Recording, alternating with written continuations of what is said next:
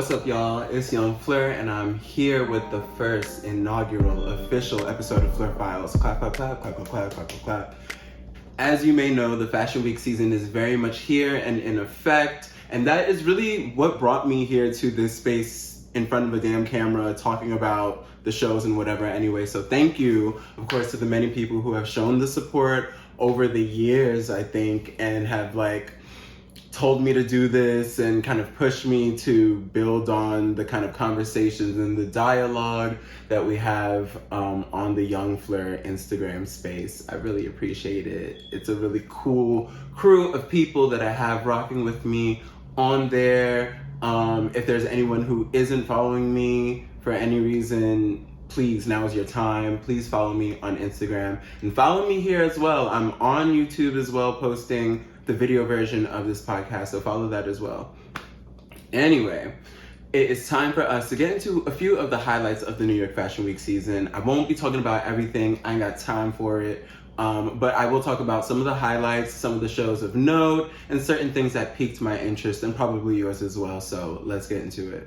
So the Fashion Week season was kicked off a little bit early in New York thanks to Marc Jacobs, who debuted his Autumn/Winter 2023 collection. A great homage to the great Vivienne Westwood, the queen or godmother of punk herself, who was a great mentor and inspiration to Marc Jacobs. And I think incorporating Vivienne Westwood and her kind of punk attitude sits really well with this new era of Marc Jacobs that we've been seeing. This is the fourth collection, and this new kind of aesthetic, this new age goth vibe we've been getting from the Marc Jacobs runways, where it's a really heavy layered stacked vibe that does kind of feel very NYC to me in terms of the outerwear and things like that. But bringing it back to Vivienne Westwood, not just in the attitude and the poses of the models did we see this kind of Vivienne Westwood reference, these kind of hunched over, kind of arms crossed looks, but also the hair and beauty styling. So they had red hair and these really punk spikes and kind of pearl jewelry that really just looked like a Vivienne Westwood cosplay. I feel like I said before, the coats were very much New York. Good to sit on a train and pass out in, very much giving you walking sleeping bag, which is exactly the type of jacket or the exact type of outerwear that I need for New York winter, because this shit is no joke. But one thing about the collections that we've been seeing from Marc Jacobs since this new era that I've been talking about, I wonder if the shit is actually selling. Because normally when I see people dressed in a Marc Jacobs look, a runway look, it's usually a celebrity on a red carpet, which normally means that these people are getting styled in the look just for the moment. They probably haven't paid for it, you know what I mean? So I'm just if it's not that, I don't really see people turning Marc Jacobs runway looks in the wild.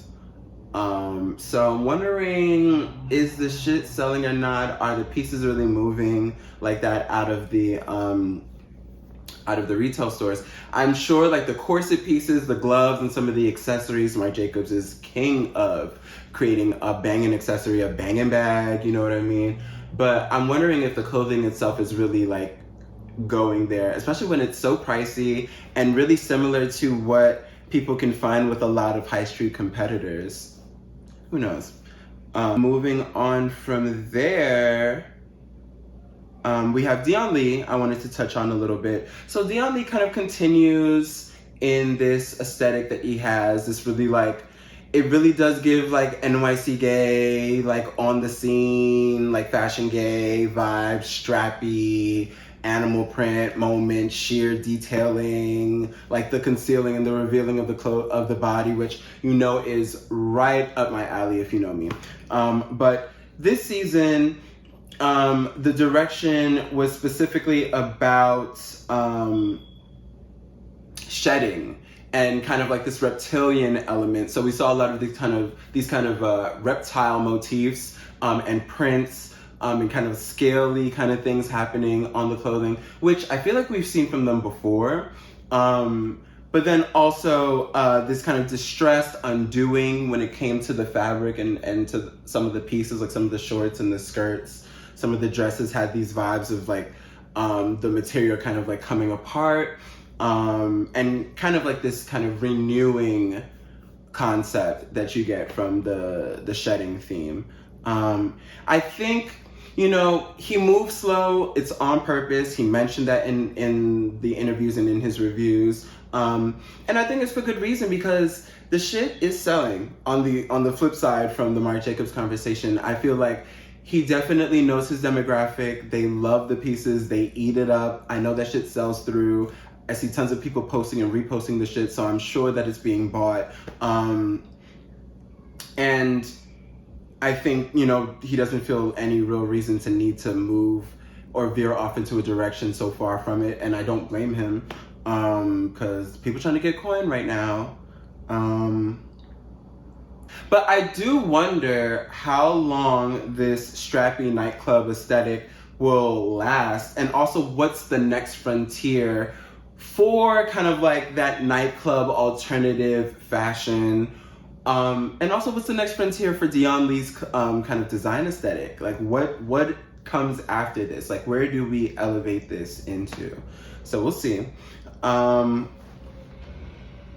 Next, we have Ariel, which after a really interesting, really hard collection that we got last season, they returned with something a lot softer, and I'm so glad they did. It really was in their best interest, because it was really hard to understand that last collection, the mix of pieces, the really big, clunky, kind of like anime-esque inspired suits that look like something straight out of like Mario. I didn't think they were bad or like horrible, you know, I thought they were cool kind of by themselves, but the mix of it and as a collection of it just was really hard to grasp for me. But after having that, we get they come back to the runway with just a really beautiful blend of color. They were really strong with color this season, and for the designer Piotrek Panchik, hopefully I'm pronouncing that right, I don't know. He mentioned trying to go for something softer, and specifically having a running inspiration through the collections from Madame Gray's, and trying to channel that in the work consistently. And normally they would do that at the Ariel fashion house, using rigid crystals, you know, really hard elements. And now he's trying to channel that in a way that is a lot more delicate. Piotrek talks about fruits and how they symbolize like life and vitality, but as they decay, they also remind us of mortality. And so we saw these blackened watermelons, like oversized watermelon shapes and oversized banana shapes, these pyramid shaped shift dresses completely made with bananas. Really interesting stuff, but like kind of like their share of drama and also their share of camp, because you know Ariel always keeps it camp. They always have something that's really over the top and outlandish, but also has a really sleek finish to it. So that's where we see kind of like that signature Ariel moment that we expect from them. We see the return of the furry, fluffy boot on the runway after a few seasons of it gaining some hype and gaining some traction. But I think it was cool the way that they did it. The structure of it almost reminds me of the Rick Owens boots that they have going on in terms of like the strapping across the leg, and then the kind of like furry detail happening on the front and the bottom. But I love the way that they kind of filled it out a bit more in comparison to the Rick Owens version. And as you see the side profile of the model walking, you really get an interesting outline of their movement and kind of definition of their walk that is really beautiful with that piece. And I love when a piece captures movement in that way. The pieces that we saw in this collection are definitely some of Ariel's more retail friendly by far. I definitely feel like you can see those ombre pieces hanging up in a store somewhere. I feel like they're more friendly and more inviting to the more everyday wearer who isn't trying to pull up head to toe in crystals. I'm sure that those, black oversized fruit pieces are probably not going to be available for retail, or maybe will be available upon custom order. But I know they don't usually kind of go too hard on their website, at least, about offering those big major pieces. And I'm sure they wouldn't. Shit is pricey. So Coach returns with another collection that is once again very much peculiar to me. Now, Coach is a classically American fashion brand, and we know them, we love them for their outerwear, for their leathers, for their luggage and their bags. Ready to wear has never been their strong suit, you know what I mean? Stuart Vevers, who's the current creative director at Coach, has definitely been trying to revitalize the brand in his own way, like all the other designers that we've seen kind of taking over new spaces recently at these fashion houses, to make it more Gen Z appropriate, to kind of reinvigorate the DNA of the brand and say what it means for the modern fashion enthusiast or fan of the brand today. And I feel like I'm still trying to understand exactly what he's trying to capture. I understand that he talks about, trying to capture like certain hallmarks of American culture. And so we see that in this collection, specifically like within the accessories, kind of like these dangly earrings with the lollipop charms and the fun kind of like whimsical pendants, which make no difference to me quite personally. And car keys were on them as well. But I feel like what I want to say is that Coach really shines where they shine. They know that they're good at the shearling, they know that they're good at the denim, they know that they're good at the leather, they know that they're good at the knits, so that's gonna hit. Knits in particular, the knit dresses were kind of boring to me. I don't know if it was the coloring of them. It just, in addition to the rest of the pieces in the collection, failed to really get your boy going. Like I wasn't really vibing with it. We see them reintroduce the slip dresses, which we saw them do, I think, last season and the season before. The slip dresses are failing to catch on for me. I haven't seen them to be really trendy or be a particular highlight piece on the retail market as well. And then what's crazy to me is that after having so much success with the Coach Tabby bag, which you may have seen all over your social media feed, they come through and these bags are nowhere near the it girl. They're not gonna be the talk of the town. They're fun for sure. They're really cute, these kind of pumpkin shapes and other things. But I fail to see how this is gonna be the type of bag that's really gonna be like a trendy must-have for that fall season. All in all, Coach collections continue to confuse me. Me and my friend were talking the other day, and we were considering if even Coach should be pursuing ready-to-wear as a focus. I mean, once again, the handbags, the accessories, that's their thing. The leather jackets, that's what they're known for. Maybe stick to the rivers that you're used to, girl. Like, chill it out, because I don't see the ready-to-wear bubbling or making any heat or any hype anywhere. Correct me if I'm wrong. I don't know if you've seen it. Let me know what's up. And also, to be honest, the looks are just boring. I fail to see any real defined kind of character coming from this era of Coach. It gets even more confusing when I look at like what they've been doing in terms of custom looks for people. The fact that Coach is even doing custom in general is weird to me. Once again, for the same reason, they don't really have a defined, really pointed, kind of like editorial, performance-friendly kind of vibe. You know what I mean? For example, the work that they did for Lil Nas X was super cool and super trendy, but I failed to see the lines in which it connects to the Coach brand voice. It just feels like another contract job that someone else could have carried out.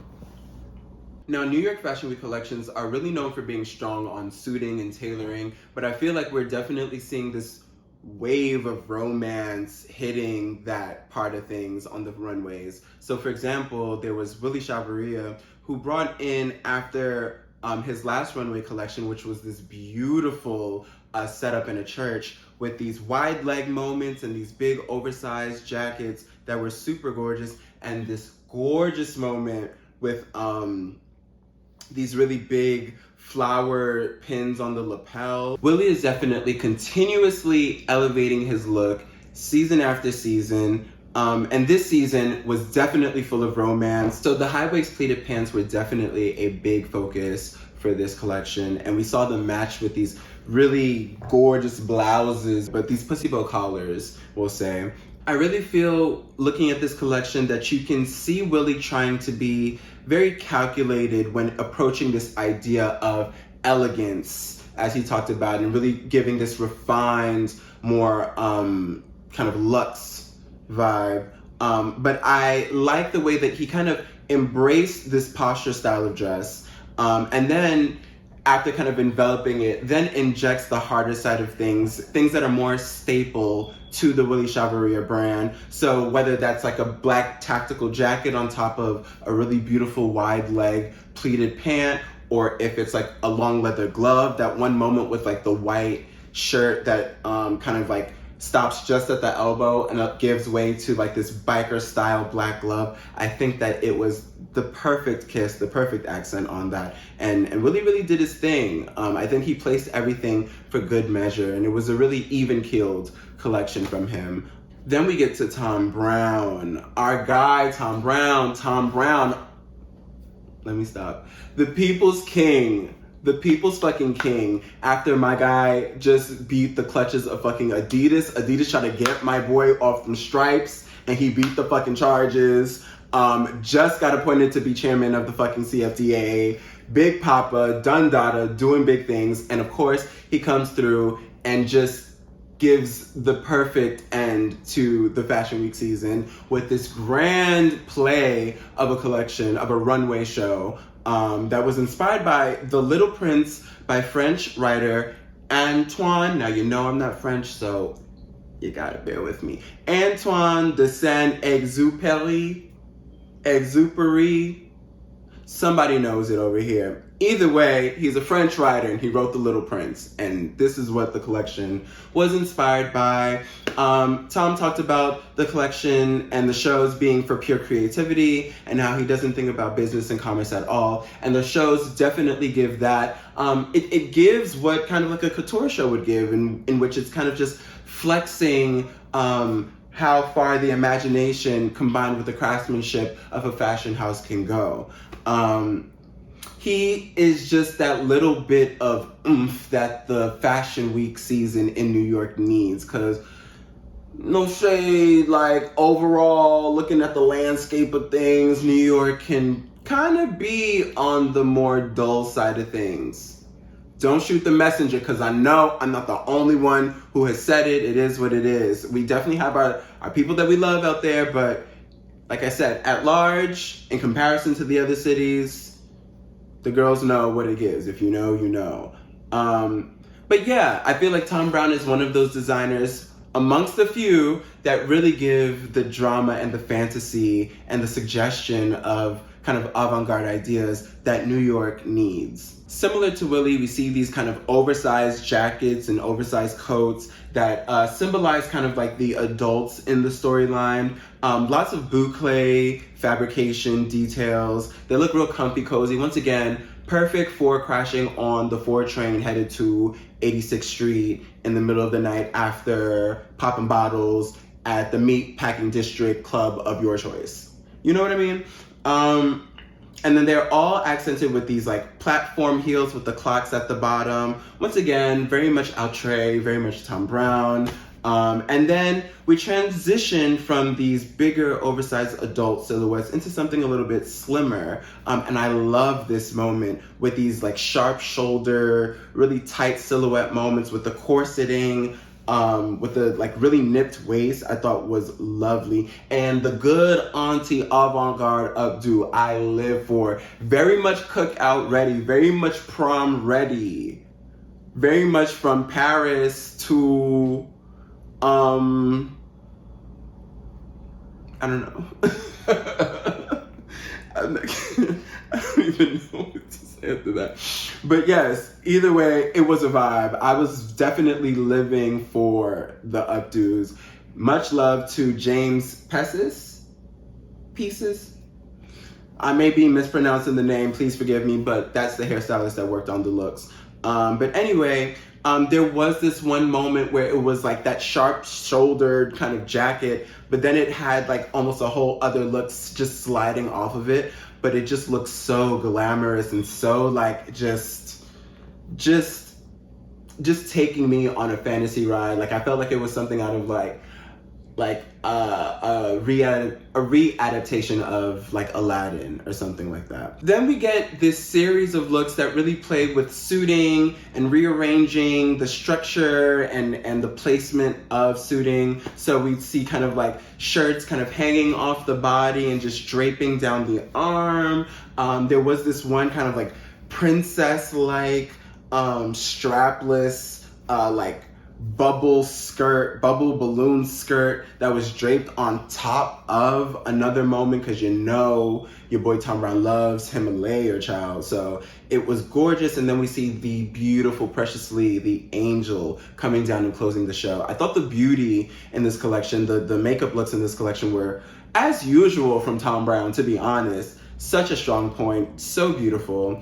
I love it for Tom Brown, like I always love it for Tom Brown, and I look forward to seeing what he brings to us next season. Luar, the hometown king, came through and shut it down for the Fashion Week season, literally closing the season with one of the final shows. Such a big achievement, big props to the Luar team, to everything that they've been working on so far. I feel like Raul is definitely part of a crop of designers that are really the lifeblood of New York City culture and the progression of the New York City aesthetic, both on the fashion landscape and on the street walks. Not the street walks, on the sidewalks. But yeah, he really has propelled this vision of elegance and glamour to a place that is now really starting to be recognized, and I'm happy that he's being supported and getting the sponsorship and getting the attention and the platform that he needs to really take his collection and his vision to the next level, and I really look forward to seeing that from Luar. But with this collection, we see suit jackets with oversized shoulders once again, a running thing that we saw with Willie and with Tom Brown and with a few other shows. This beautiful trench coat turned evening gown was the moment for the collection to me. I thought that was such a fun idea, such a gorgeous take on it, and it was something that looks very chic, but also really comfy, cozy, and really wearable. That wool just felt really warm, and I love that about it. Then, of course, we always get a moment where we get the tech jacket. Luar loves a tech jacket. I feel like that's a hood staple. If you're in the hood, you know spring, summer season, how hard a spring tech jacket goes. Shout out to North Face, shout out to Columbia and Orlam. But I feel like he always kind of brings that back in. So we see it nipped at the waist. We saw it with like a cat suit moment with the plume of feathers kind of jutting out of the heels. The plume of feathers, once again, we saw that last season and that was revisited. I guess that's a thing that, you know, Raul really loves. So we saw that again. And then we saw it also incorporated into some of the dresses, kind of like a bursting out of the neck here and there. I don't really know if the plume of feathers does a lot for the pieces, to be honest. I don't know if it really makes or breaks or kind of like says anything for them. I kind of can go without them. Or if we're gonna get them, I feel like we should go for the gusto and really get tons and tons of feathers, like just be bundled the fuck up if we're gonna do it, rather than having like a couple sparse moments hanging here and there. It doesn't really pack a punch or do much for the piece. But all in all, looking forward to more from Luar. I'm looking forward to seeing a bit more of a refinement of tailoring from Luar. I feel like it's getting better, but I feel like that's really, if we're selling this kind of like elegant storyline and narrative, like that's really what's going to pull it in. It's just really getting in tune with the fit of these things. And hopefully, you know, with more coin, we are going to see that from him. I'm completely hopeful and completely supportive, and like I said, I look forward. Just want to wrap things up with some honorable mentions. Laquan Smith, which also definitely fit within this romantic tailoring vibe. Shout out to, first of all, the fact that they booked the lighting designer who originally worked on Tom Ford's Gucci shows. That's major. Like, can you imagine? The collection was inspired by 80s glamour, dynasty, and that whole kind of spirit of ostentatious, kind of better than you energy that I think that Laquan's girl kind of gives. Like, I feel like Laquan's girl is kind of like a bad bitch and she's not afraid to remind you. Like, she's definitely that girl that's not waiting in line. She's definitely going straight from the whip to the venue, no pictures, no autographs, and straight back out to the fucking 5-6 star hotel of your choice. I was so in love with the U-neck pieces that we saw from the collection. Those tops and the way that they kind of shaped the body in the midsection, impeccable. Definitely wondering if they're going to be dropping something on the menswear side of things with that kind of fit, but I'm not afraid to dibble and dabble. I also very much enjoyed that little Celine Dion shift to the back crisscross black blazer dress with the white trim on the collar. Sick. And of course, I was in love with the sick visors that were created by the brand that I work with. We actually teamed up with Laquan Smith on a set of these like oversized, glamorous, like aviator inspired, like super goggles with these really sick kind of chrome finishes and this really beautiful side profile. So thanks again to Laquan Smith and Helen and Kyle at the Laquan Smith team, everyone over there who works so hard to execute these collections. I love the way they are. I love the way they handle their backstage, for one, and just the professionalism and this like old school fashion kind of demeanor that I feel like Laquan has when it comes to running his ship. Aside from that, a couple more honorable mentions. Shout out to Tia Ariola. I feel like her collections, I love to see how the quality and the construction of things are getting better season after season. So I really fuck with that. Good for her. Luis de Javier, oh my God, the wardrobe of my dreams. Loving the latex looks, the dark glamour of it all. This was Luis de Javier's debut collection in New York City, and he really has been building some fanfare and popularity for these really brooding, edgy, McQueen-esque collections that we've been getting from him. And what he had in New York was stunning. Lourdes Leon walked, Julia Fox closed in a denim moment. And these latex looks that were so stunning. I was a little iffy about the pants that were kind of like oversized and dragging. Wasn't the cutest to me, but I get the kind of like distressed vibe that he's trying to project. We saw those baggy flared cargo pants that have really been trendy as well. I think Attico did a sick pair when they introduced them during their season, but we see this silhouette that has been all over the place. And you know me, you know I love a little extra sexy little tight up skirt. We love a little bashment moment. We got plenty of these leather mini skirts that look like they might as well be a damn tube top, but that's fine by me. And then they were combined with these kind of like big, boxy, oversized, once again, big, boxy, oversized, strong Tisha Campbell shoulders, you know, it's giving that kind of jackets. Combined with these like 6 stiletto boots that were wrapped up in these spiky moments as well. Really cute look, very editorial, definitely looking to seeing it in the magazines in the coming seasons. But overall, a really punchy way to make an entrance, Lewis. Shout out to you. Simkai, so Jonathan Simkai, now known as Simkai, is kind of reintroducing themselves. They definitely feel like they're trying to do the Gen Z, younger, appropriate sort of like revamp.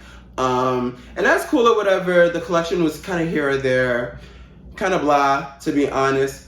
But what was good with the boot? I need some answers. Because I was just like, were we just not gonna say anything? Was no one supposed to notice? Did nobody in the office say anything? So this season, Simkai dropped a collection that was very but they also included a boot that was a bar for bar, pound for pound, verse for verse reiteration of Givenchy's famous shark lock boot that was introduced in the Riccardo Tisci era at that house. And I'm just like, it's like her dowdy older sister. Like, it really did not, I don't even see what the purpose was of introducing that to the market.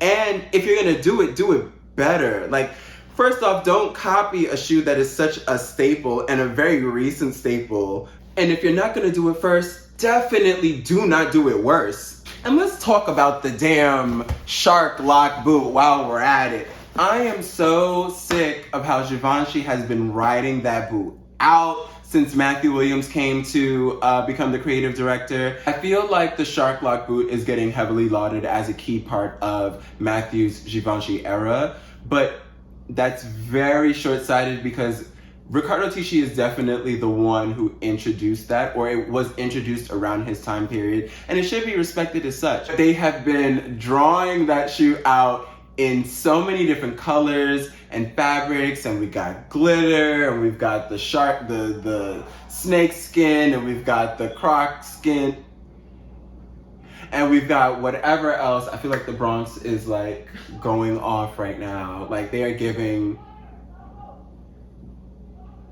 their best. The show has started.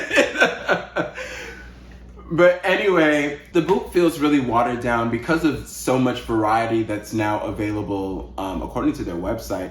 Also, I didn't realize how pricey these boots were. Let me stop saying that because I definitely did know that. I forgot.